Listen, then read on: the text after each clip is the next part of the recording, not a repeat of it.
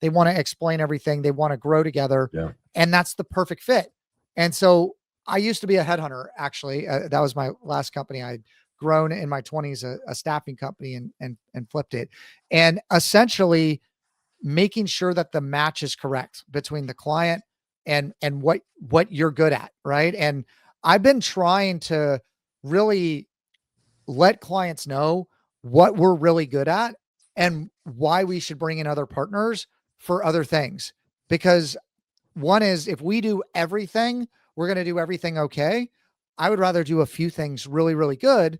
But then you have this, and I'm sure you have this over there too. A lot of people want the one stop shop everything, right? Yeah. And so we certainly have done that for a number of years, but I've been a lot more open to say, look, we're a general contractor. Okay. We have really good people that do different things, but it's not always going to be all us. We're going to manage them. We're going to make sure it's good. We're going to be responsible for it. But we have great other agencies that come in and do other things and we're all working and rowing in the same direction. Yeah. And I think explaining that and kind of setting that expectation has worked pretty well. But man, we've really honed in on certain things and specialized in certain things. Like we used to have we still do have, I guess, for the podcast, we have a full-time videographer, but we had a full-time videographer, the agency, and we held on to them as much as we could through COVID. But now we actually have a handful of contractors, not in-house, but a handful of contractors that give us a lot more reach and a lot more depth. If someone wants to do live streaming for a show, or someone needs to come, somebody to shoot or do drones or whatever, we now have a bench of different people that we can utilize, versus we have our one guy and we got to wait for him to finish up whatever work he's doing to work on this. So I think that there's trade-offs and everything.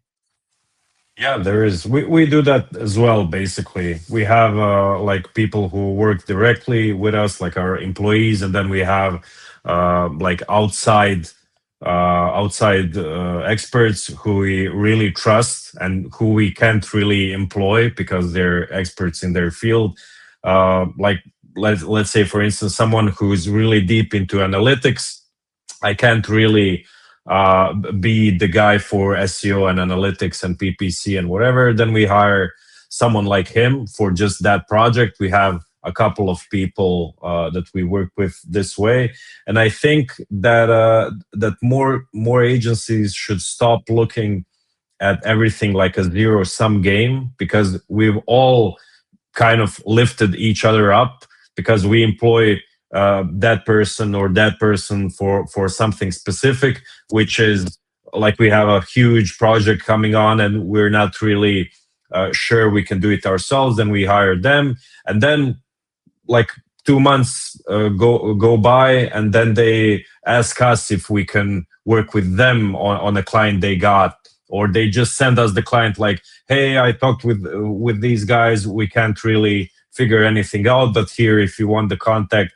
And we basically, all of us do this.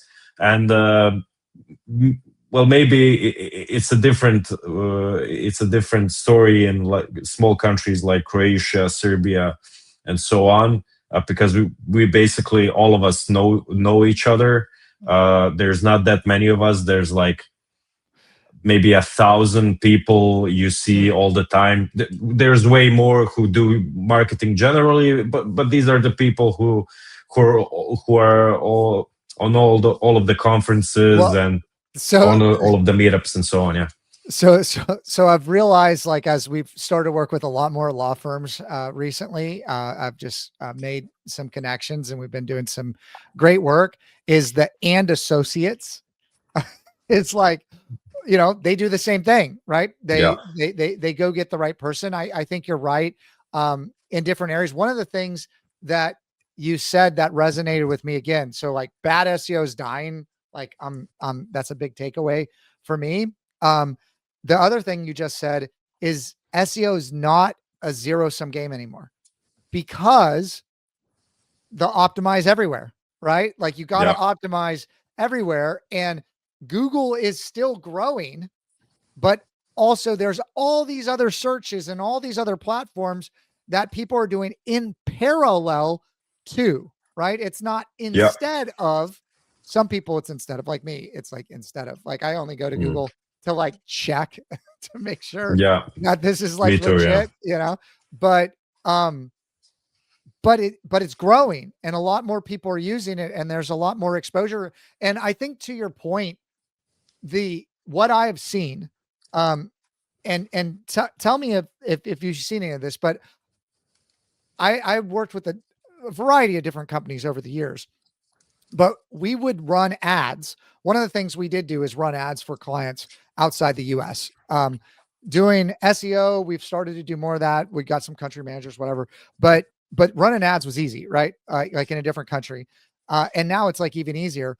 But the campaigns that used to work like gangbusters in the US on the B2C side, okay, not so much B2B, but B2C side, they worked like gangbusters, don't work as well in the US anymore.